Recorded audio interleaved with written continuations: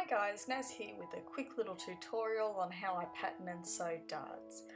It's pretty easy once you know this little trick, and you'll be patterning plenty of darts in no time. So what you want to do is you want to start off with the base drawing of your pattern piece. I'm just going to draw a little pony head profile piece just because that's what I'm most experienced in patterning. So once you've got your pattern printed out, what you need to do is you need to work out exactly where you're going to be putting your darts. You're going to put a little marking where you want each of your darts. I'm going to put two on this pony head here, one at the bottom and one at the top. You can do more or less depending on what you feel is necessary. I would recommend patterning smaller darts to start off with and testing out the pattern and seeing how that affects the shape. So what you want to do is you want to draw a vertical line coming up from where you want your dart to be, and then you want to draw a horizontal line a bit further up, going from one side of your pattern piece to the other.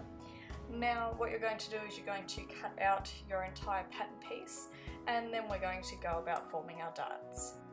After you've cut out the exterior of your pattern, you're going to cut along that vertical line that we drew, and going all the way up to the point that it makes with the other two lines.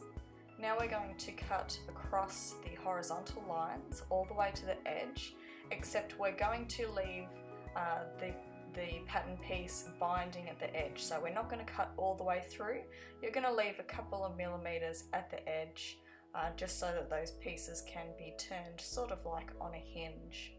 So you're going to do that for as many darts as you want to make. I'm just going to show you how to do this one first. And we're going to grab our sticky tape and grab a couple of little pieces of sticky tape, and these are just going to help us keep everything in place once we've made our dart. You want to hold your central pattern piece in place, and you want to use those little hinges to pull down these shapes that we've made, and you can see here that it's going to naturally form us a nice little dart down the bottom, that triangle piece. And we're just going to use those pieces of tape to keep it in place, and then we're going to tape up the center so that it doesn't move anywhere. And now we pretty much have our dart in place. You don't want to make your dart too big. It's better to err on the side of caution with darts and make them smaller. The bigger they are, the easier it is to really distort your pattern and come up with some sort of crazy shapes. So I would definitely recommend trying out a smaller dart, testing out your pattern, seeing if that gives you enough volume, and if not, you can make your dart a little bit bigger. And how you would make that dart a little bit bigger is you would just drag down these pieces a bit further, and that will create a larger dart, as I'll show you here in a second. So again, we're cutting across the horizontal, the vertical line, then across the horizontal lines, and then we're going to pull these down at the little hinge parts. So you can see here that I'm going to push them into a much larger dart shape. You might need to put a little piece of paper underneath to stick to, so that you can hold that larger dart. But personally, I wouldn't go much bigger than these darts that I'm creating here. You can go smaller, as I'll show you in a second after you've taped everything down. You don't have to make those darts as long as I've done here. You can actually make them a bit shorter, but as long as you keep that width. What we've done here is kept the exterior, the perimeter length of our pattern the same, but we have incorporated those darts in there.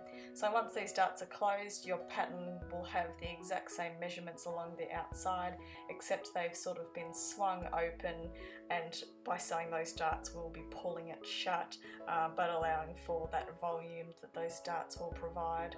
So I go ahead and I just lay it onto another piece of paper, trace around the outside, and you can see the little darts that we've patterned. I find that on most heads I put one at the top and one at the bottom, but it'll vary greatly depending on what kind of shape you're making. You can see here that I've also made them a little bit shorter because it's not really necessary to have them quite so long. I find that if they're too long, they're going to get in the way of your embroidery and things like that, but as well you don't want to make them too stubby because that's when you're going to get more of a puckered look when you stuff your pattern piece. So here I'm just folding the fabric over, making sure that the edges line up and cutting those darts out. So I'll show you here another trick you can do to see if your dart is big enough. Get a little piece of tape, put it on one side of your dart and tape it to the other side. So that's essentially how your dart is going to work, and you can sort of see how round this makes just your paper piece. Your Minky, if you sew with Minky and use a dart, is going to have a little bit more roundness to it because of the stretch, but this gives you a general idea of the size of your dart and how they're going to come out. So now I'm going to take this to my sewing machine and I'm going to sew these little darts. Very simple. With your right sides of fabric together, you want to pin each side of that V shape to each other. So we're starting at the top point where your dart meets the outside of your pattern.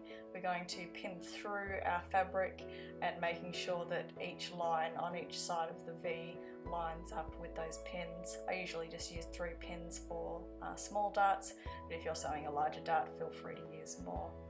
I'm then going to turn on my sewing machine and I'm going to sew the darts. So all you need to do is start at the top of the dart line. I go do a couple of little back stitches, sew all the way down, and then do a couple of little back stitches before you finish.